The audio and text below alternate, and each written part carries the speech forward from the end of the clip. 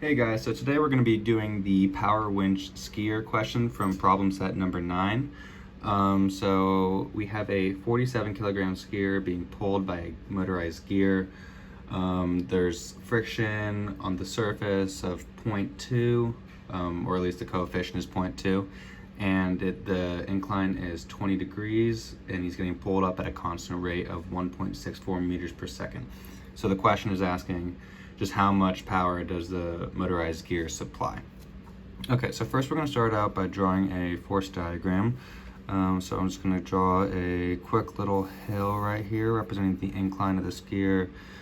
This angle right here is going to be 20 degrees, and we're just going to call this guy right here. I'm just going to draw a box because it's really not that important.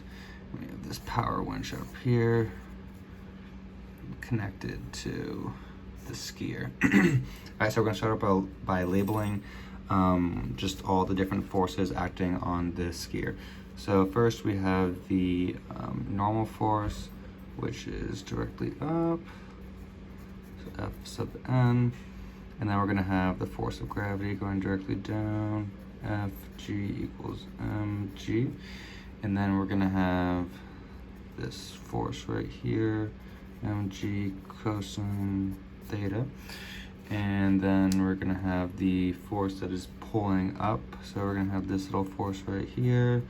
Let's label that F, and then remember there's no acceleration in this problem because it's a constant rate.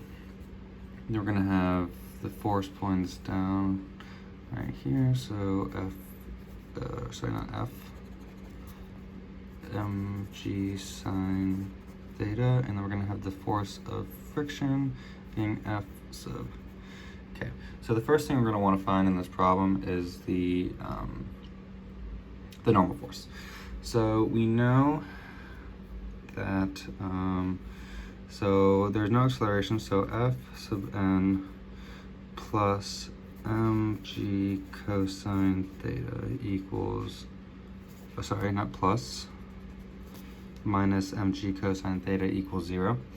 So that means the F sub n equals mg cosine theta. So we're going to start off by just plugging in some numbers right here. We know the mass of our skier is 47.4 times gravity, 9.8. We're going to take that and do cosine theta, which is 20 degrees. Make sure your calculator is in degree mode, and you're going to get a normal force of roughly 436.5 newtons. Alright, now the next step you want to do is calculate F sub k, because you know that F sub k is equal to the coefficient of friction times the normal force. So we have F sub k equal to the coefficient of normal force, or coefficient of the friction force, and which is 0.2 multiplied by the normal force, which is 436.5. So 0.2 times 436.5, and we're going to get an answer of 87.3. Now basically we want to solve for this F right now, excuse me, because that's going to come in for later when we're solving for power. So we're going to do F minus mg sine theta minus F sub k is equal to 0. So F would be equal to mg sine theta plus F sub k. So that is going to be mg sine theta. We know m times g is 464.52. Sine of 20. This would be 158.9 plus 87.3. So 87.3, and we're going to get F is equal to 246.2 newtons, and make sure all of these are newtons. Alright, and now we know that power is equal to work over time. So power is equal to work over time. And we can redo this because we know that we can, rearrange this equation because we know that work is force times displacement over time.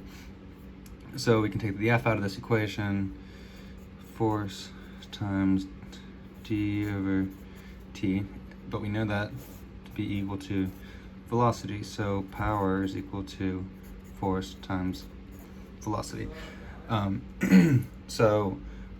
find this final part of the equation, we just take the force, which we calculated to be 246.2, and we're going to multiply that by the velocity given in the beginning of the equation as 1.64, and 246.2 times 1.64 is 403.8 watts, because remember power is in watts, and that is going to be our final answer. Hope that helped with this problem, guys, and I'll see you next time I have to make a video.